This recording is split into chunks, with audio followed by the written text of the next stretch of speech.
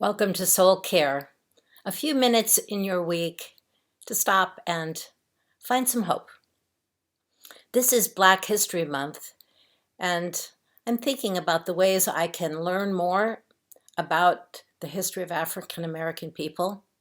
And so I've watched the PBS special on the Black church, which is wonderful. It gives you a sense of how important the church has always been to Black people in America. A lot of good music in that too.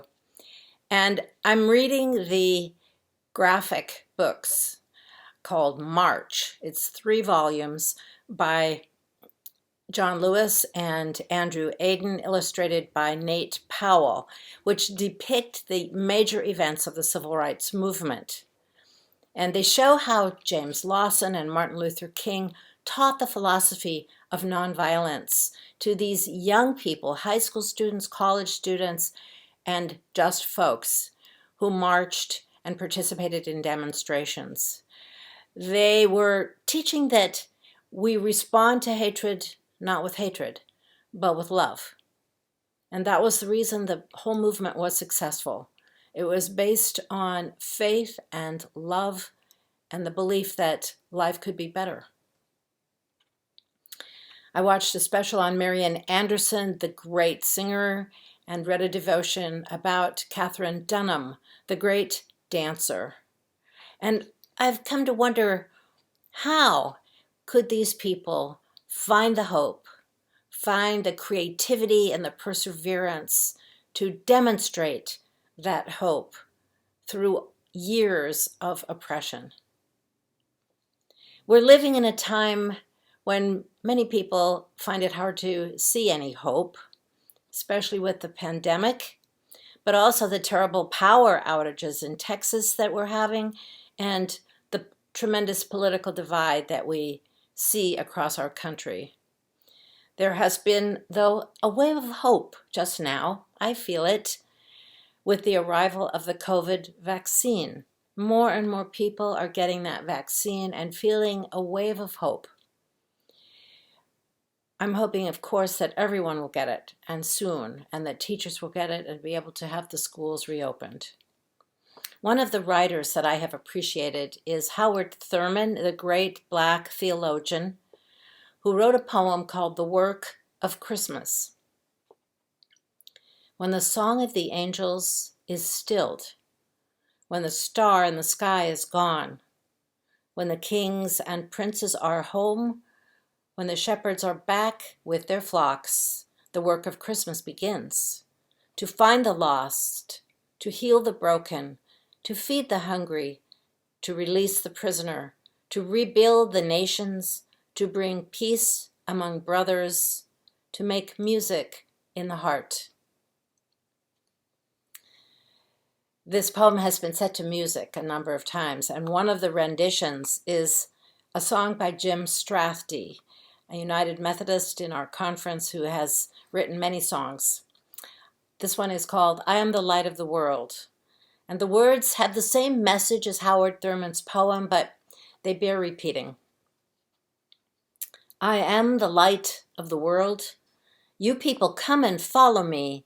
If you follow and love, you'll learn the mystery of what you were meant to do and be. When the song of the angels is stilled, when the star in the sky is gone, when the kings and the shepherds have found their way home, the work of Christmas is begun. To find the lost and lonely one, to heal that broken soul with love, to feed the hungry children with warmth and good food, to feel the earth below, the sky above.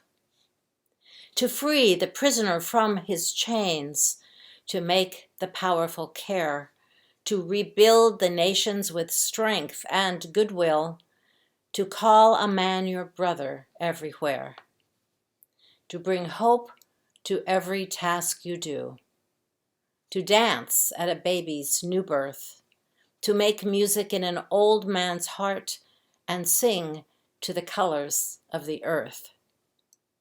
I am the light of the world. My favorite line of this song is, to bring hope to every task you do. I wish I could say that I do that. Perhaps that should be a goal in Lent this year. Maybe my challenge for this year is to bring hope to every task I do. This is a good time to take up a challenge of hope, to be bearers of that hope in the world. The Psalms are always a good source of hope. If you're not feeling very hopeful, turn to the Psalms. Psalm 30 begins with, I will extol you, O Lord, for you have drawn me up and did not let my foes rejoice over me. O Lord my God, I cried to you for help, and you have healed me. O Lord, you brought up my soul from Sheol, restored me to life from among those gone down to the pit. Sing praises to the Lord, O you his faithful ones, and give thanks to his holy name, for his anger is but for a moment. His favor is for a lifetime. Weeping may linger for the night, but joy comes with the morning. A woman who could truly be called someone who brought great joy, who was able to express creative joy, was Catherine Dunham, named the matriarch of Black dance. She founded her own school and modern dance company in 1945 after researching the roots of dance in Africa and the Caribbean and South America. She brought brilliant costumes and rhythm of drums and passion into her dance. And every Black dancer has been influenced ever since by her technique, including Alvin Ailey. For a good part of her career, Catherine Dunham was more popular in Europe than in the United States. While America has been slow to appreciate the gifts of people of color, others have noted their brilliance. This is a time when we are re-examining our prejudices. It's a time to affirm diversity of all peoples and also to affirm unity of all Americans. Sometimes I feel like it's an uphill battle, though. I think it was a virologist on the television probably recently who described this difficult time we're having in the pandemic to be like climbing out of a well.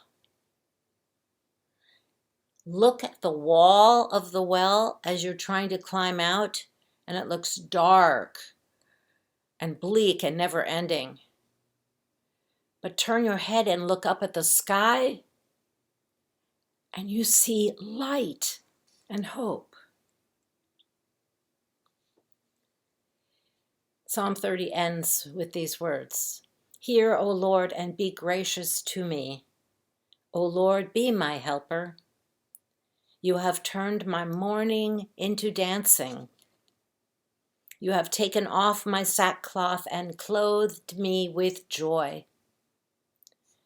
so that my soul may praise you and not be silent. O Lord, my God, I will give thanks to you forever. May you bring hope to every task you do, and may it be well with your soul.